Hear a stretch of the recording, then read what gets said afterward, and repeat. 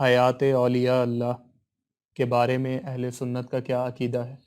ہمارا یہ ہے کہ جی وہ ظاہری دنیاوی زندگی کی جب مدت پوری کرتے ہیں تو ان کا وصال ہوتا ہے، انتقال ہوتا ہے، وہ ایک جہان سے دوسرے جہان میں منتقل ہو جاتے ہیں۔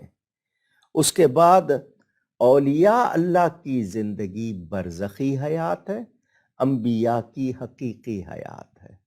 نبی پاک صلی اللہ علیہ وسلم حقیقی حیات کے ساتھ، تو اللہ تعالیٰ انہیں زندہ رکھتا ہے برزخی حیات، اور اس کا ثبوت فَلَنُحْيِيَنَّهُ حَيَاتًا طَيِّبَةً، ہم انہیں پاکیزہ زندگی کے ساتھ زندہ رکھیں گے۔ تو یہ اللہ تعالیٰ کی عطا سے ہے، اور اس کے واقعات میرے خیال اہل حدیث دیوبندی سب کی کتابوں میں ہیں۔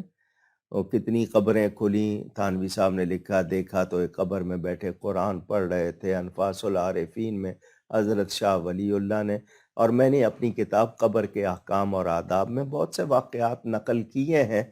تو وہ زندہ ہیں اللہ کی عطا سے، اللہ نے ان کو جیسی زندگی عطا کی ہے۔ نبی پاک صلی اللہ علیہ وسلم تو حقیقی حیات کے ساتھ، وہاں تو تصور ہی نہیں ہے، ایک لمحے کو موت کا حکم پورا ہوا، مگر اس کے بعد ان کی حیات اسی طرح حقیقی جسمانی ہے۔